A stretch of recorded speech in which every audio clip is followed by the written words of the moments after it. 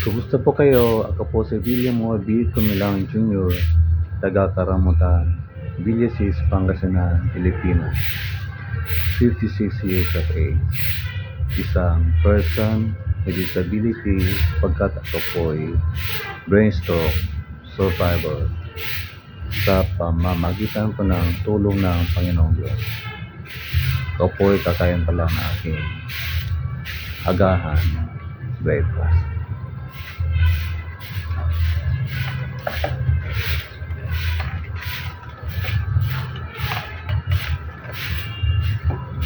Ganun makaba, astraday. Di mga ilang araw.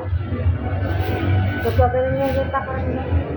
Grabe, hindi ka dumating.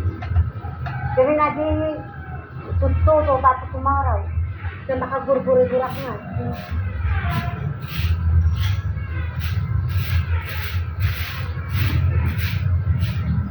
Nilagang itlog.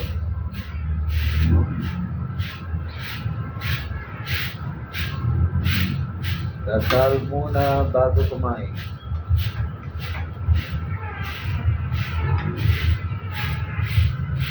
Amen.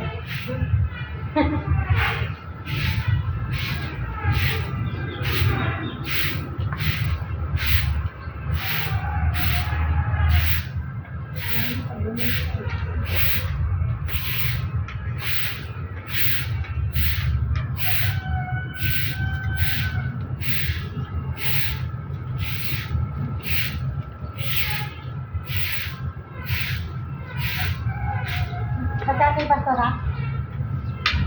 Tay? Okay ba?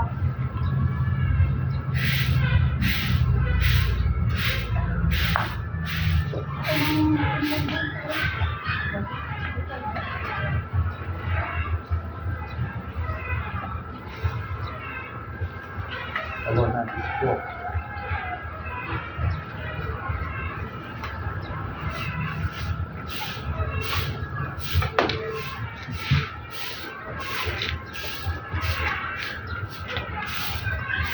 Hindi pa po ako tapos. Kunin ko lang po itong video.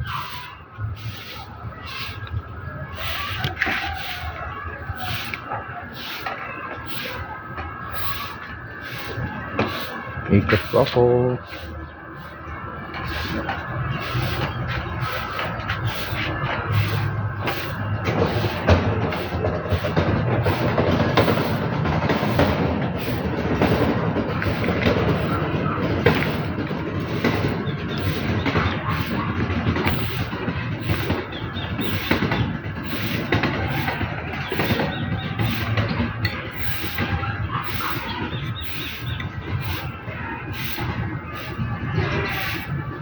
Kain po tayo.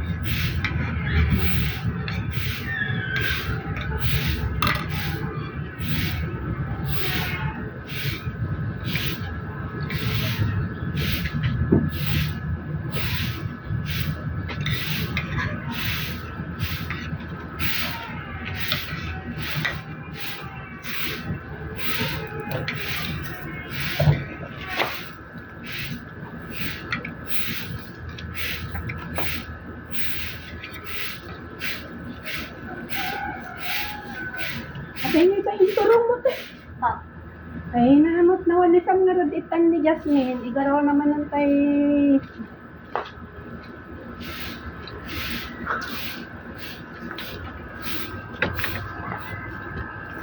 Kumulong kita ni... Kahamol pang ikita ng pattern.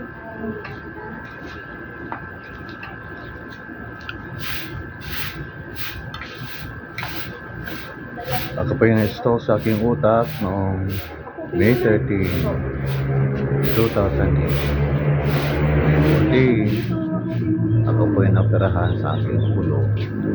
Ang aking bungo ko rito ay tinanggal sapagkat sinakal ko na aking bungo rito ang aking utak ko namaga.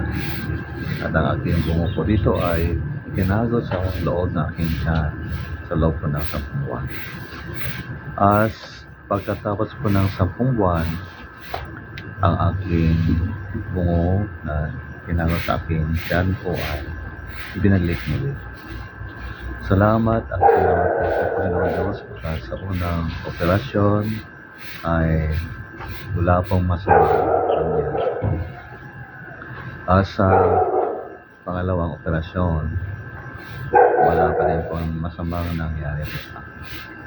At mula ng 2018 hanggang ngayon, 2026, 8 taon na po ako nabuhay. Salamat sa Diyos. Pagkatapos mo dyan, punta ka na dito sa likod.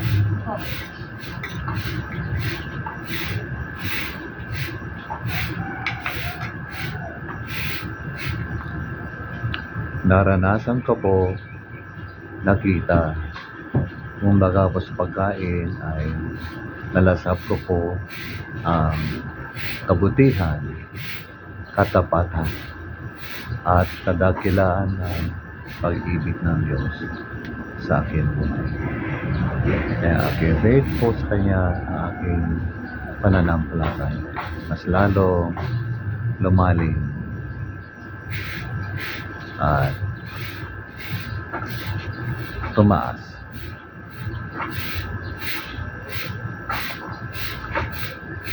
Aking pong practice everyday, hindi lamang practice kundi practices upang ako ay manatili malakas, malusog, at akin pong malabanan ang depression ay unang po sa lahat,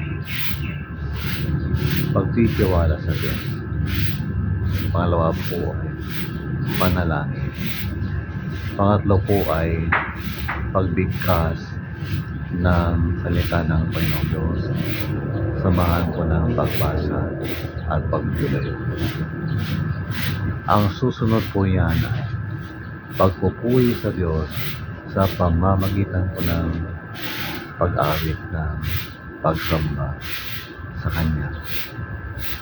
At ang panghuli po ay pagsunod sa Kanyang kalooban. Ulitin po natin, ang aking sikreto po upang ako ay manatiling buhay. Patuloy ko pong maranasan ang kabutihan ng Diyos sa aking buhay ay una, pagtitiwala sa Diyos. Pangalawa, panalangin. Pangatlo, pagbigkas, pagpupulay at pagbasa ng salita ng Panginoon. Pang-apat, pagpupuri sa Diyos sa pamamagitan ko ng pag-awit. At panlima po ay pagsunod sa kalooban ng Panginoon. Ikaw rin, nanay, tatay, kuya, ate, uncle, auntie, anak, magtiwala ka sa Panginoon. Palagi kang magdasal. Magbasa ka rin at magbunay ka magbigkas na salita ng Panginoon, lalo na kanyang mga pangako. At magpuri ka sa Panginoon ng mga kantang nagbibigay walahati sa Kanya. At patuloy kang sumunod sa kanyang kalooban. Muli, ako po si Bill Camilan, taga-Karamutan, Binitis, Pangasinan, person with disability, at higit sa lahat, ako po ay brain stroke survivor sa pamamagitan ng biyaya ng Diyos ng dakila. God bless.